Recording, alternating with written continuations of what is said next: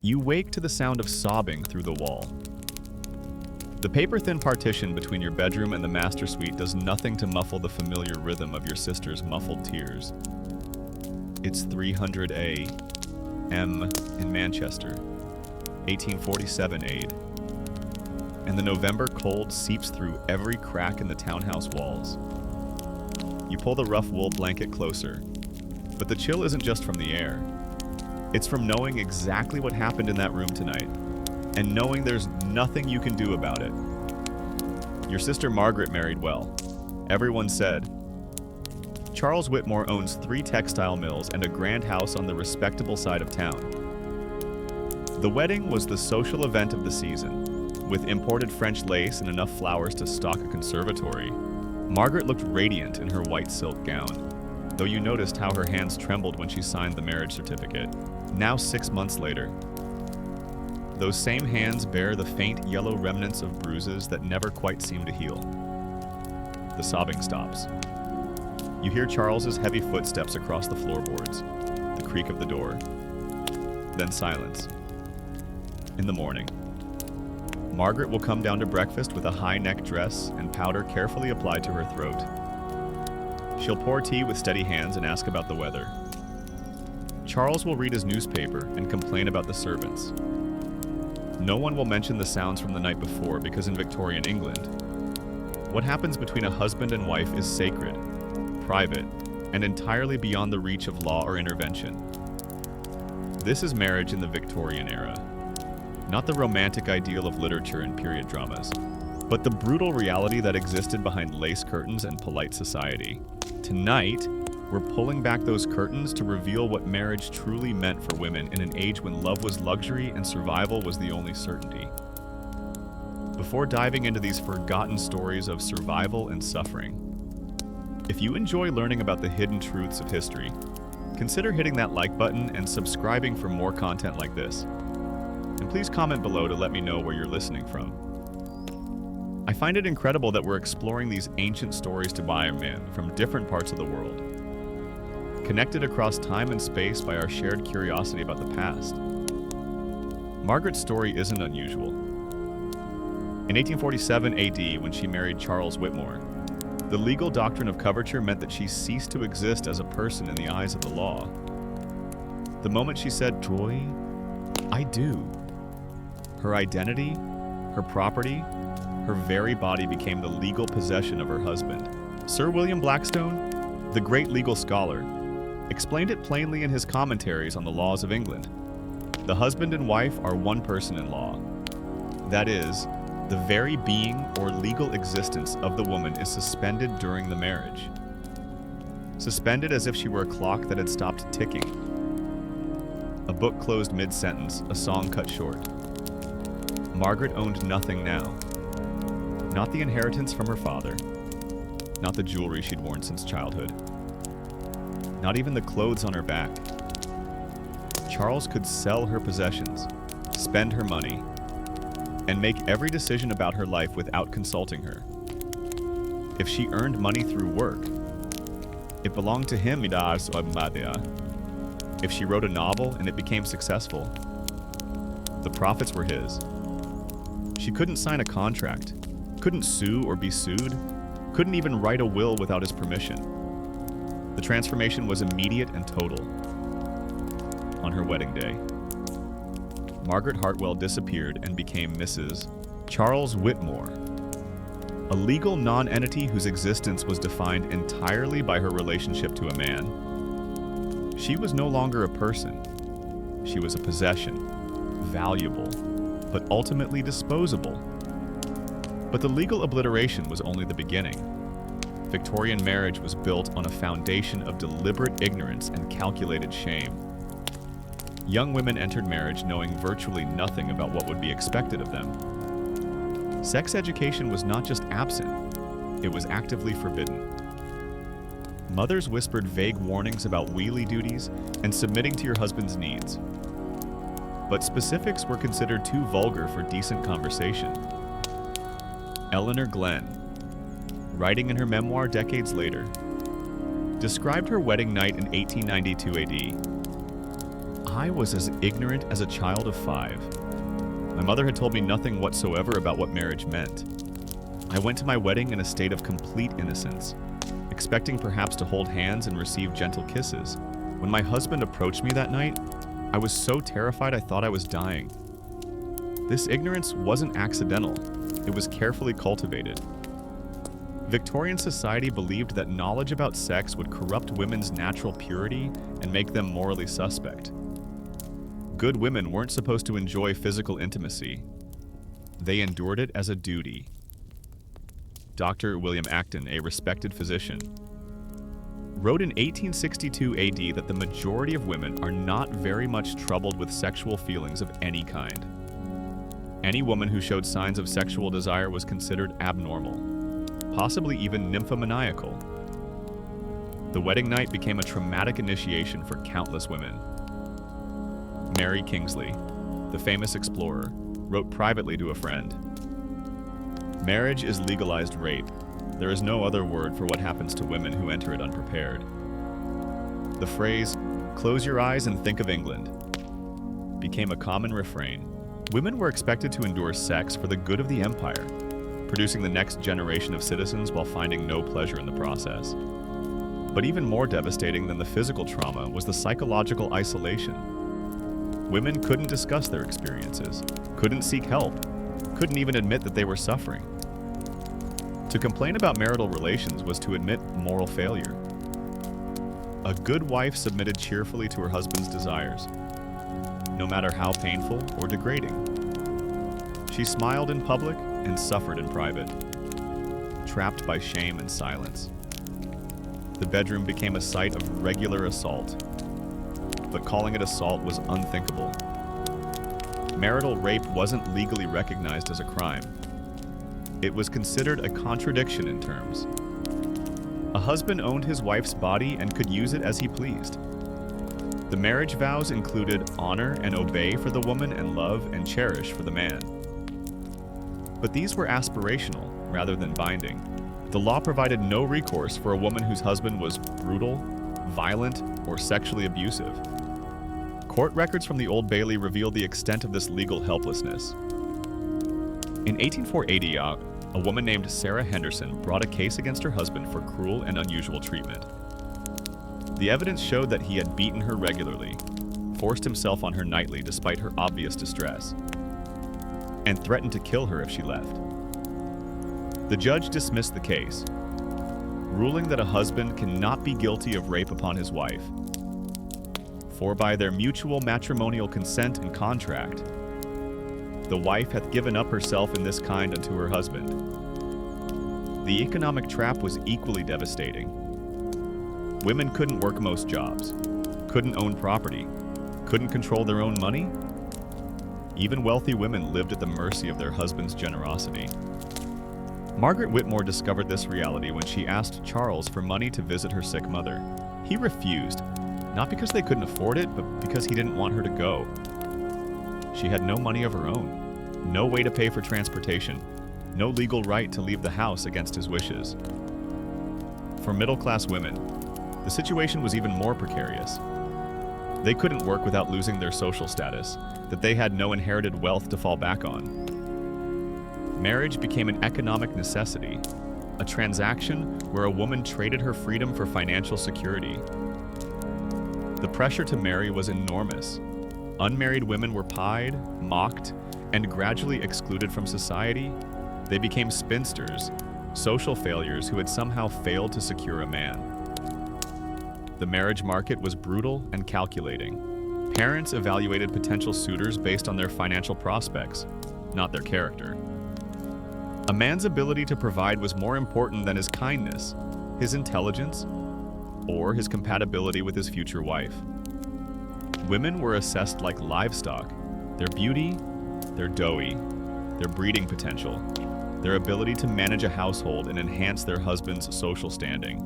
Courtship was a carefully choreographed performance with rigid rules about proper behavior. Young women couldn't be alone with men, couldn't speak freely about their thoughts and feelings, couldn't show any sign of physical attraction. They were supposed to be charming, but not too clever, beautiful, but not too sensual. A accomplished but not too ambitious. The goal was to attract a husband while maintaining perfect virtue, a nearly impossible balance that left many women feeling like performers in their own lives. The engagement period was often the happiest time in a woman's life, because it represented hope and possibility. Once married, those possibilities evaporated. Take the case of Emma Darwin, wife of Charles Darwin. Before marriage, she was an accomplished pianist and thoughtful correspondent who engaged in deep theological discussions. After marriage, she became a devoted wife and mother whose intellectual pursuits were subordinated to her husband's work. Her letters show a gradual shrinking of her world as domestic duties consumed her time and energy. The pressure to produce children was immediate and relentless. A woman's primary value was her fertility, and failure to conceive was seen as a personal failing. The average Victorian woman was pregnant or nursing for most of her adult life. Queen Victoria herself, despite her access to the best medical care, had 9 children and famously despised pregnancy and childbirth. She wrote to her daughter, "What you say of the pride of giving life to an immortal soul is very fine, dear, but I own I cannot enter into that. I think much more of our being like a cow or a dog at such moments. If even the Queen found pregnancy burdensome, imagine the experience of ordinary women. They had no reliable contraception, no safe abortion options, no choice about when or how often to bear children. Each pregnancy was a gamble with death. Maternal mortality rates were staggering. 1 in every 200 births resulted in the mother's death. Childbirth was agonizing, dangerous, and often fatal. The medical establishment made the situation worse with their ignorance and arrogance. Doctors believed that women's bodies were fundamentally flawed, that their reproductive organs made them inherently unstable and prone to hysteria.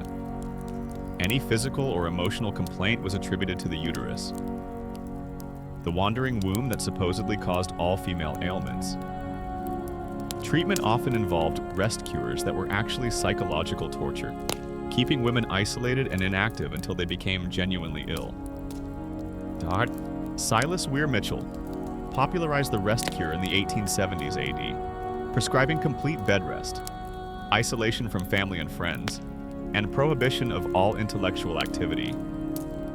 Charlotte Perkins Gilman underwent this treatment and later wrote The Yellow Wallpaper, a haunting story about a woman driven to madness by enforced inactivity. The rest cure was torture disguised as medicine, a way to break women's spirits and force them into submission.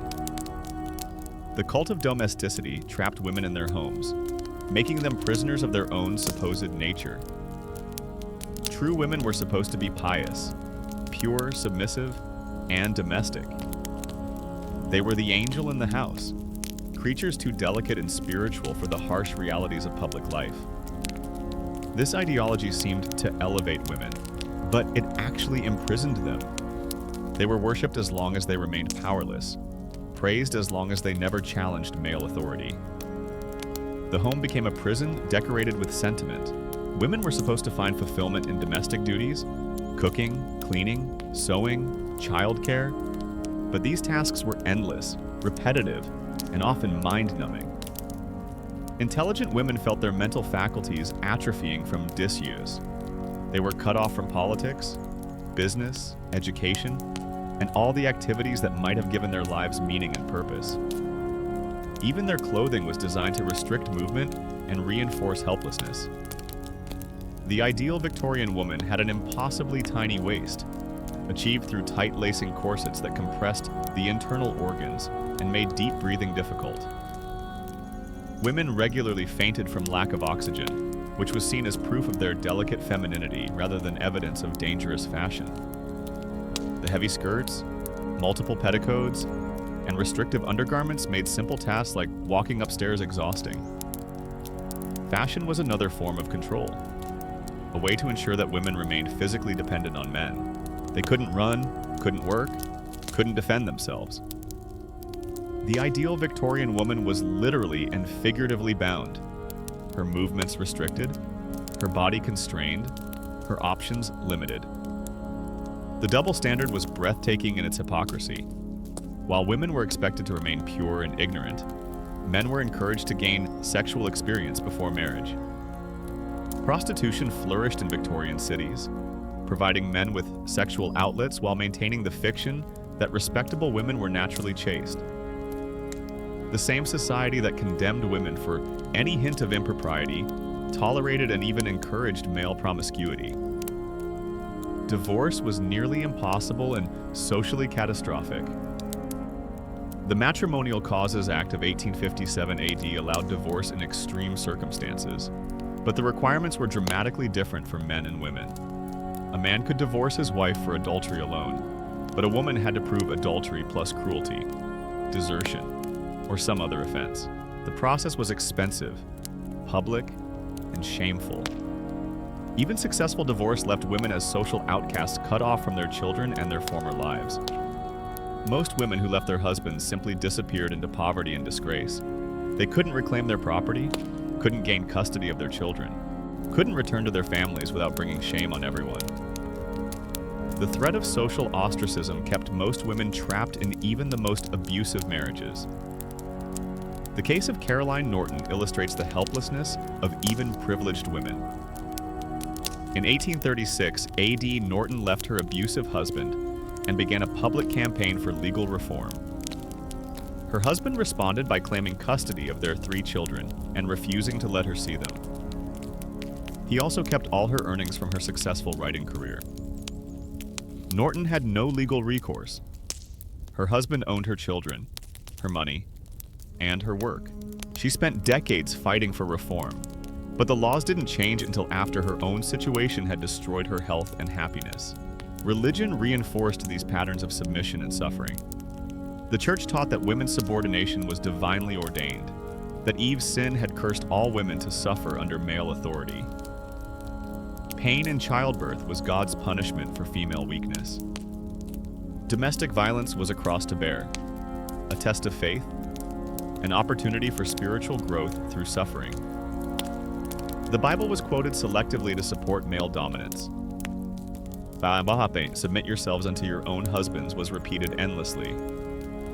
While passages about mutual love and respect were ignored, women were taught to find meaning in suffering, to believe that their pain served a higher purpose. This theological framework made resistance seem not just futile, but sinful. The psychological toll was devastating.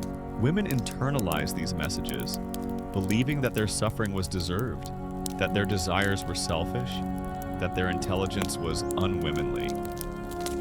They developed what we would now recognize as symptoms of depression, anxiety, and post-traumatic stress disorder. But Victorian medicine didn't recognize these conditions as legitimate illnesses. Women's emotional distress was dismissed as hysteria, weakness, or moral failing. The famous Victorian nervous disorders were actually normal responses to intolerable situations. Women who couldn't express their frustration, anger, or despair developed physical symptoms instead. They suffered from fainting spells, headaches, paralysis, and mysterious illnesses that baffled doctors. The body rebelled when the mind couldn't. Some women found ways to resist, but the options were limited and dangerous. Writing provided an outlet for a few privileged women, but they often had to publish under male pseudonyms. The Bronte sisters used the names Cura, Ellis, and Acton Bell. George Eliot was actually Marianne Evans. These women had to hide their identities to be taken seriously, and their success was exceptional rather than typical. Other women turned to spiritualism, seances, and religious mysticism, activities that gave them a sense of power and purpose outside the domestic sphere.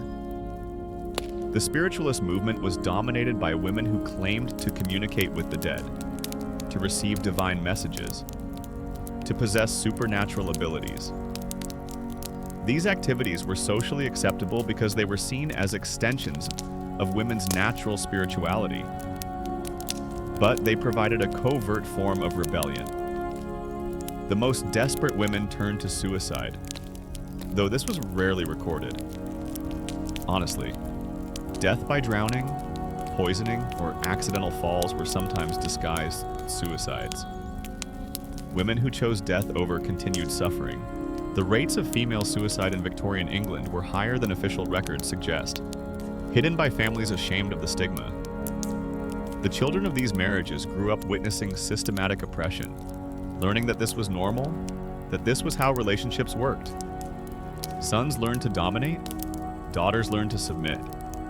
The cycle perpetuated itself across generations, creating a society where abuse was normalized and resistance was unthinkable. The wealthy had more resources, but not necessarily more freedom. Lady Constance Balwa described her privileged but constrained life in vivid detail. Despite her family's wealth and social position, she had no control over her own decisions. No way to pursue her interests, no escape from the suffocating expectations of her class. She wrote, "I am like a bird in a golden cage, well fed, well housed, but still a prisoner." The middle classes aspired to this prison, seeing it as a sign of respectability and success. A woman who didn't have to work was proof of her husband's prosperity. The ideal middle-class wife was ornamental, a status symbol who demonstrated her husband's ability to support a leisured woman. She was educated enough to be interesting, but not so educated as to be threatening. Accomplished enough to be impressive, but not so accomplished as to be competitive. The working classes faced different, but equally brutal challenges. Working class women had to work, but their wages were a fraction of men's wages for the same work. They were doubly burdened, expected to contribute to the family income while also managing all domestic responsibilities. Marriage offered little relief.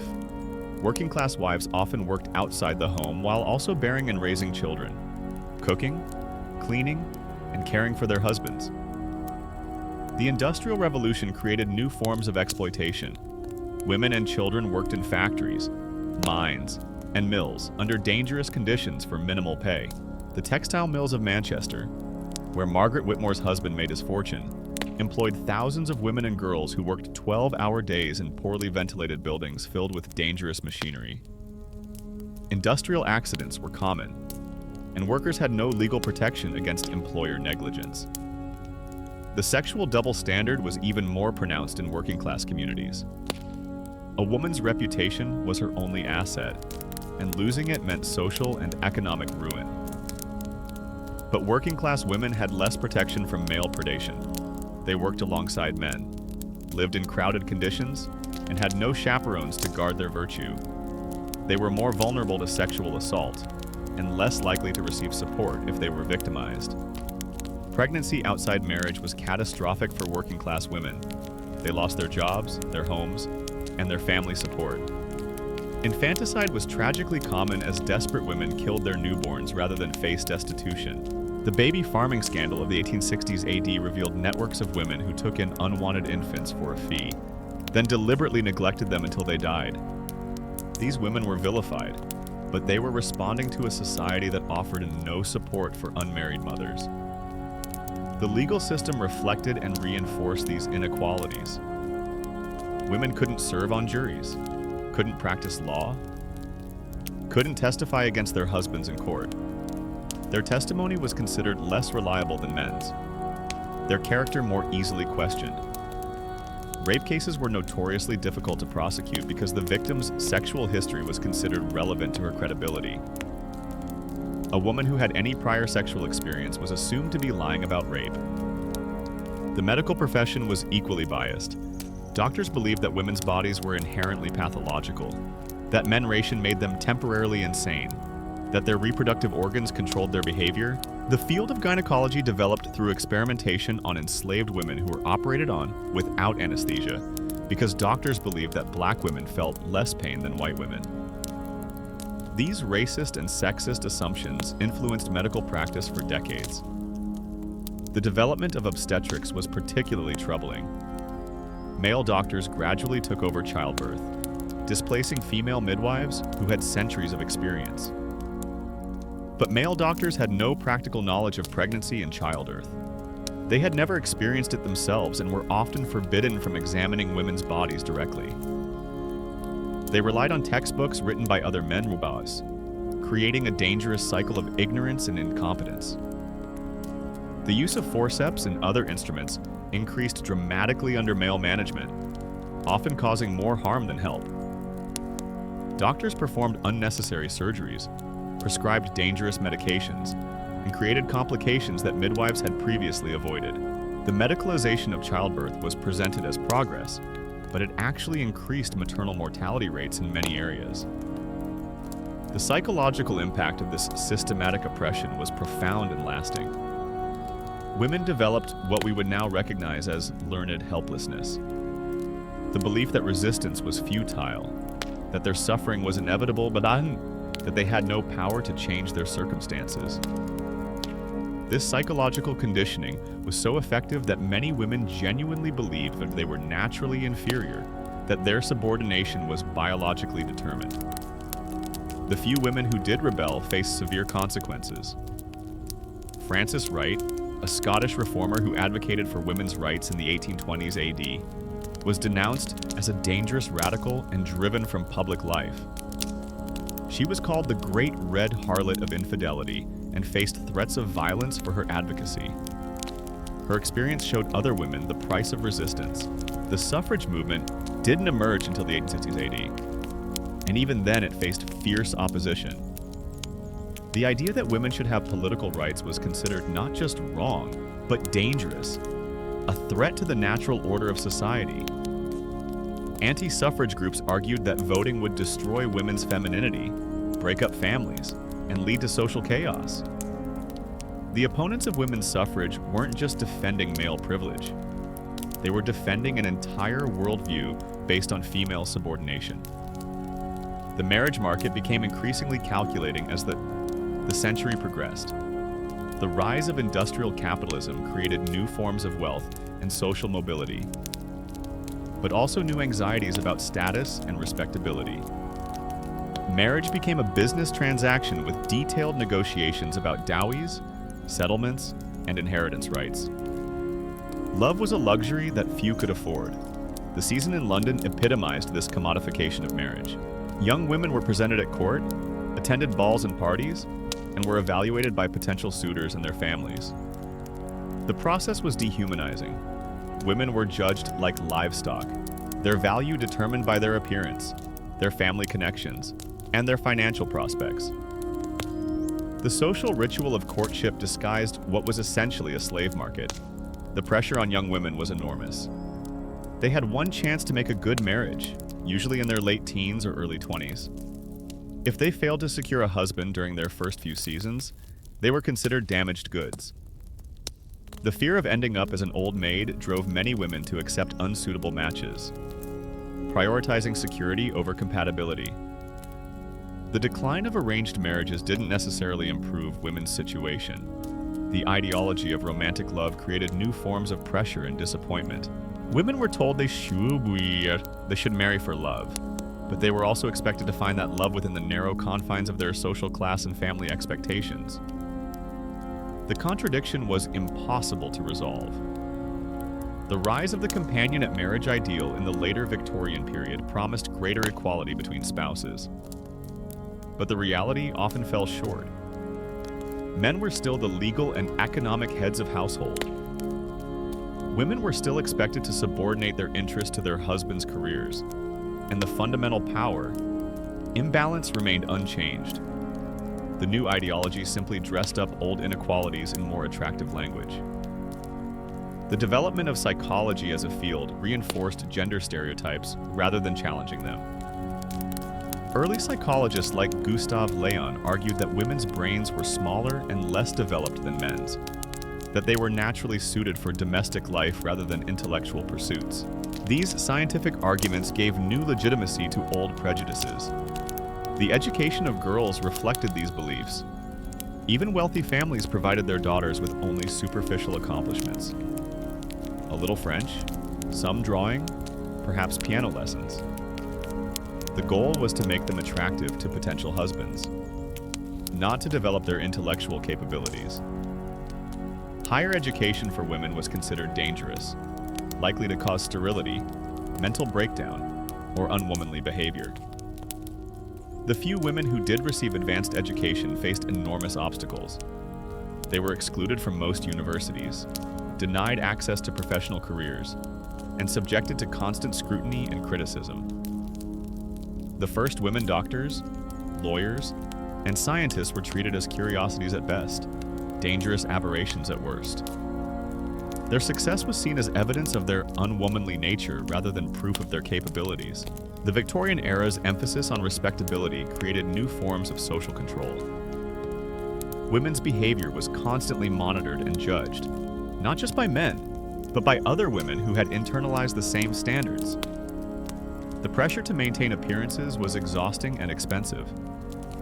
Women spent enormous amounts of time and money on clothing, grooming, and social rituals that served no purpose except to demonstrate their submission to social expectations. The cult of true womanhood created impossible standards that no real woman could meet. The ideal woman was simultaneously innocent and wise, strong and fragile, passionate and pure. She was supposed to be naturally maternal, but also eternally youthful, intellectually stimulating, but not intellectually challenging, morally superior, but politically powerless. These contradictions drove many women to despair as they struggled to embody an impossible ideal. The hypocrisy of Victorian society was particularly evident in its treatment of sexuality. While respectable women were supposed to be pure and ignorant, the society depended on the labor of prostitutes, actresses, and other women who were condemned as fallen. The Madonna Hall complex was built into the structure of society, creating a system where some women were worshipped for their purity, while others were exploited for their sexuality. The conditions in Victorian workhouses revealed the true attitude toward women who failed to conform to social expectations. Pregnant women, elderly spinsters, and other undesirable women were housed in institutions that were deliberately punitive. The goal was to make the workhouse less attractive than the worst possible marriage, ensuring that women would accept any husband rather than face destitution. The rise of consumer culture in the later Victorian period created new forms of female oppression. Women were targeted as consumers, encouraged to spend money on clothing, household goods, and personal care products. But they were also criticized for their supposed vanity and materialism. The same society that created the demand for feminine consumption condemned women for responding to that demand. The development of department stores and fashion magazines created new pressures for women to conform to changing standards of beauty and respectability. The ideal woman was constantly evolving, forcing women to spend enormous amounts of time and money trying to keep up with fashion. The beauty industry emerged as a powerful force, creating insecurities that it then promised to solve. The Victorian period saw the creation of the modern wedding industry with its emphasis on white dresses, elaborate ceremonies, and romantic ideals. But these rituals disguised the fundamental reality of marriage as a legal and economic transaction. The white wedding dress symbolized the bride's purity and innocence, but it also represented her transformation from person to property. The honeymoon tradition developed as a way to ease the transition from courtship to marriage, giving couples privacy to consummate their relationship away from family scrutiny. But for many women, the honeymoon was a traumatic experience as they encountered the reality of sexual obligation for the first time. The romantic language surrounding marriage couldn't disguise the fact that many women were effectively sold into sexual slavery. The development of life insurance reflected the economic reality of women's dependence. Husbands could take out policies on their wives' lives, creating a financial incentive for women to die young. The insurance industry calculated women's value based on their reproductive capacity and domestic labor, treating them as economic assets rather than human beings. The rise of photography documented Victorian women's lives in unprecedented detail. But it also revealed the extent of their constraints. Family portraits show women in rigid poses, their expressions carefully composed, their clothing elaborately restrictive.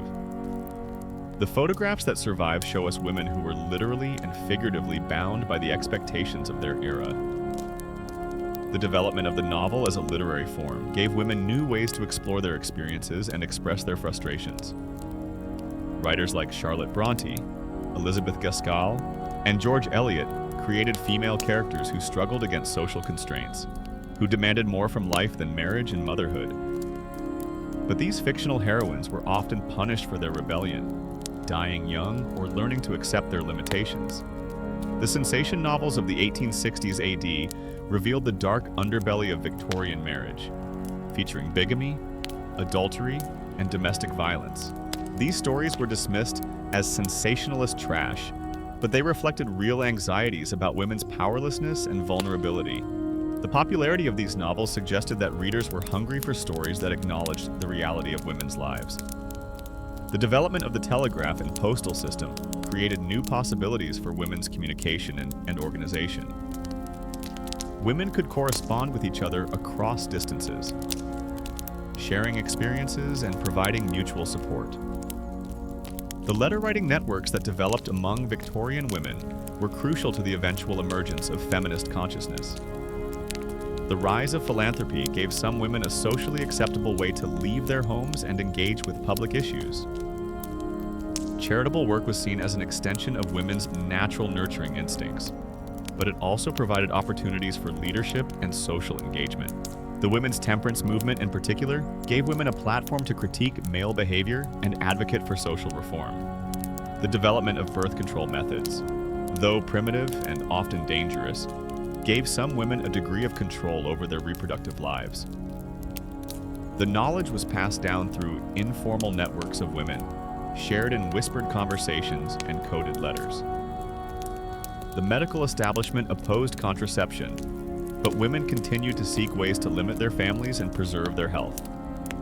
The Civil War in America and the Crimean War in Europe created new opportunities for women to work as nurses, teachers, and organizers.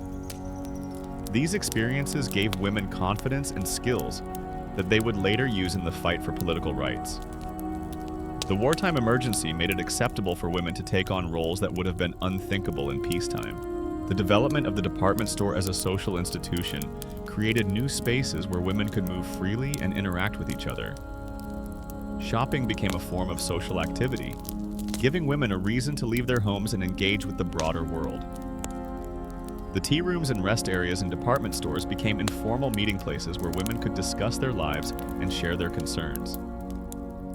The rise of the new woman in the 1880s AD represented a direct challenge to Victorian ideals of femininity.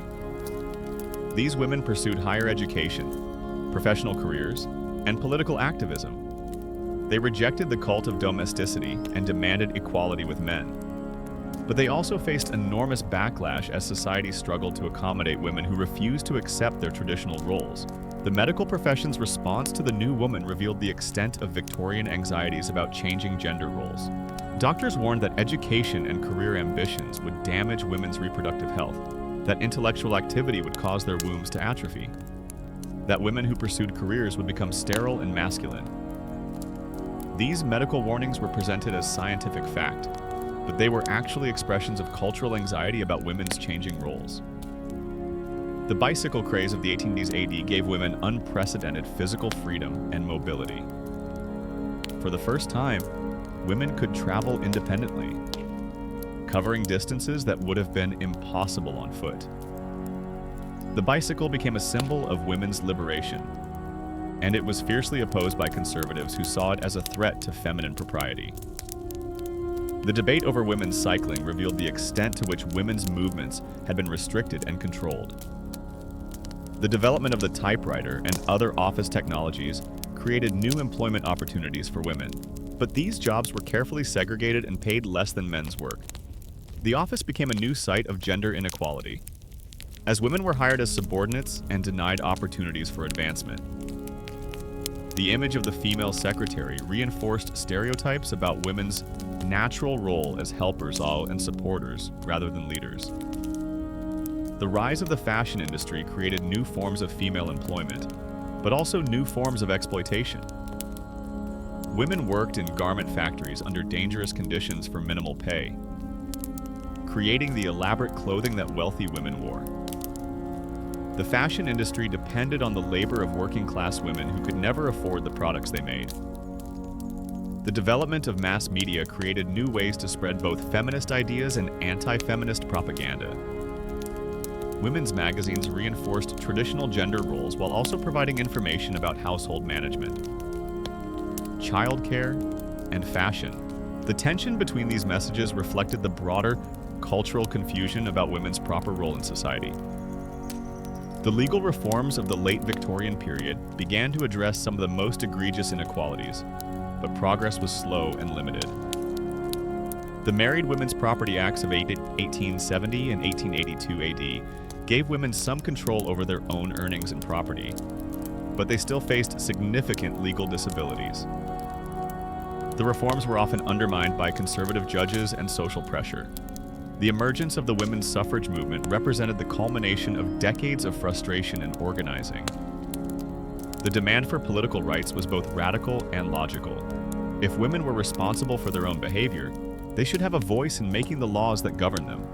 But the opposition to women's suffrage was fierce and sometimes violent, revealing the extent to which political power was seen as exclusively male.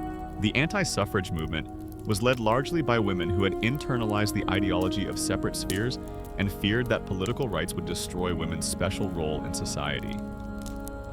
These women argued that voting would corrupt women's natural purity and drag them down to the level of men. The debate over women's suffrage became a debate about the nature of womanhood itself. The tactics of the suffrage movement evolved from polite petitioning to militant action as women became frustrated with the slow pace of reform. The suffragettes' use of violence and civil disobedience shocked Victorian society, which had never seen women behave in such unfeminine ways. The government's violent response to the suffragettes revealed the extent to which the state was willing to use force to maintain male dominance. The force-feeding of suffragette prisoners was a particularly brutal example of state violence against women. The government treated women's political activism as a form of mental illness, using medical procedures as punishment. The force-feeding was both physically dangerous and psychologically traumatic, designed to break women's will and discourage others from joining the movement. The outbreak of World War I in 1914 AD transformed the debate over women's rights and roles. The war created new opportunities for women to work in factories, offices, and hospitals, demonstrating their capabilities and challenging traditional gender roles. The war also revealed the contradictions in a society that claimed to value women's domestic role while depending on their economic and social contributions. The war's end brought a partial victory for women's suffrage, but it also brought new challenges. The return of male soldiers created pressure for women to give up their wartime jobs and return to domestic life. The ideology of separate spheres was reasserted, though it could never fully contain women's expanded aspirations and capabilities. As the sun set on the Victorian era, the world Margaret Whitmore had known was beginning to crumble. The rigid certainties about women's nature and role were being challenged by new ideas, new technologies, and new social movements. But the legacy of Victorian marriage would persist for decades, shaping gender relations well into the 20th century. The women who had suffered in silence during the Victorian era had laid the groundwork for future generations of activists and reformers. Their experiences of oppression and resistance created the foundation for the women's rights movement that would eventually transform society. The price of progress was measured in decades of women's pain, but their sacrifice was not in vain. The Victorian era's treatment of women in marriage was not an aberration nor a historical curiosity. It was the logical result of a society that valued women's subordination more than their humanity. The legal, economic, and social structures that trapped women in abusive marriages were carefully constructed and deliberately maintained. They served the interests of a patriarchal society that depended on women's unpaid labor and sexual availability. The romantic myths about Victorian marriage that persist in popular culture serve to obscure this history of oppression and resistance. The image of the devoted wife and loving husband masks the reality of systematic abuse, legal inequality, and psychological trauma that defined most Victorian marriages. The transformation of marriage from a romantic ideal to a legal contract of ownership didn't happen overnight. It was the result of centuries of legal precedent, religious doctrine, and social conditioning that gradually stripped women of their rights and dignity. The Victorian era represented the culmination of this process, the moment when women's subordination was most complete and most carefully rationalized. The Industrial Revolution had created new wealth and new social anxieties, but it had also created new forms of exploitation. The same economic forces that built the great Victorian fortunes also created the conditions that made women's oppression both necessary and profitable. The domestic sphere became a site of unpaid labor that subsidized the industrial economy. While the ideology of separate spheres disguised this exploitation as natural and beneficial, the medical establishment's role in maintaining women's subordination cannot be overstated. By pathizing women's bodies and minds, doctors created scientific justifications for legal and social inequalities. The treatment of women as inherently diseased and unstable provided a rationale for their exclusion from public life and their confinement to domestic roles. The religious institutions that blessed Victorian marriages also sanctified women's suffering. The church taught that pain was redemptive, that submission was virtuous, that resistance was sinful.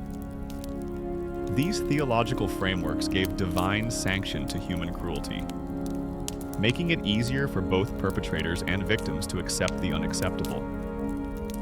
The educational system reinforced these patterns by denying women access to knowledge and skills that might have given them independence. The deliberate cultivation of female ignorance was not an accident, but a strategy, a way to ensure that women would remain dependent on men for information, resources, and decision-making. The legal system completed the circle of oppression by denying women any recourse against abuse, any right to their own property, any voice in their own governance. The law treated women as perpetual minors, incapable of managing their own affairs, unworthy of protection, and undeserving of justice. But perhaps the most insidious aspect of Victorian marriage was the way it turned women against each other. The ideology of respectability created hierarchies among women, dividing them into categories of worthy and unworthy, pure and fallen, successful and failed. Women policed each other's behavior, enforcing the very standards that oppressed them all. The competition for husbands created artificial scarcity and desperate competition. Women were taught to see each other as rivals rather than allies, to guard their secrets rather than share their experiences, to suffer alone rather than organize collectively. This isolation was carefully maintained because solidarity would have been dangerous to the existing order. The cost of the system was enormous, not just for women, but for society as a whole. The waste of human potential was staggering. Brilliant minds trapped in domestic drudgery, creative talents stifled by social expectations, leadership abilities suppressed by legal constraints. The Victorian era could have been a time of unprecedented human flourishing, but instead it became a monument to systematic oppression. The women who lived through this era developed remarkable strategies for survival and resistance. They created underground networks of support, shared information through coded conversations, and found ways to express their frustrations through acceptable channels. The strength and resilience they displayed in the face of overwhelming oppression is a testament to the human spirit's refusal to be completely broken. The suffrage movement that emerged from this era was not just about voting rights. It was about human dignity, about the right to exist as a full person rather than as someone's property. The women who chained themselves to railings, who endured force-feeding, who faced imprisonment and social ostracism were fighting for something much larger than political representation. They were fighting for the right to be human. The legacy of Victorian marriage persisted long after the era ended. The legal doctrines, social attitudes, and cultural assumptions that defined women's roles in the 19th century continue to shape gender relations throughout the 20th century and beyond. The fight for equality that began in the Victorian era continues today in different forms, but with the same fundamental goal: the recognition of women's full humanity. The economic arguments for women's subordination have evolved, but not disappeared. The same logic that justified women's exclusion from property ownership now justifies wage gaps and occupational segregation. The same assumptions about women's natural roles that trapped Victorian wives in domestic servitude now create pressure for modern women to choose between career and family. The medical establishment's treatment of women has improved dramatically, but the tendency to pathize female experience persists. The hysteria diagnosis has been replaced by other labels, but the underlying assumption that women's complaints are often psychological rather than physical continues to influence medical practice. The religious justifications for women's subordination have been challenged and largely abandoned in mainstream denominations, but they persist in conservative religious communities. The same biblical passages that were used to justify Victorian women's suffering are still quoted to support traditional gender roles and male authority. The educational barriers that limited Victorian women's opportunities have been largely dismantled, but subtle forms of discouragement and discrimination continue to shape women's choices and limit their achievements.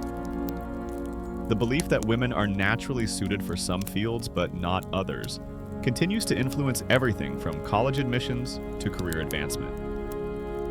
The legal framework that made Victorian women the property of their husbands has been reformed, but the underlying power dynamics that made those laws possible have not been completely transformed. The same attitudes that made marital rape legally impossible continue to influence how sexual assault cases are handled by police, prosecutors, and judges. The most persistent legacy of Victorian marriage may be the way it normalized violence against women and created a culture of silence around abuse. The idea that what happens between a husband and wife is private, that domestic violence is a family matter rather than a crime, that women who stay in abusive relationships are somehow complicit in their own victimization. These attitudes have deep roots in Victorian ideology. The romantic mythology that surrounds Victorian marriage serves a contemporary political purpose, providing a nostalgic vision of traditional gender roles that never actually existed. The image of the happy Victorian family with its devoted wife and protective husband is used to argue for a return to values that were actually systems of oppression.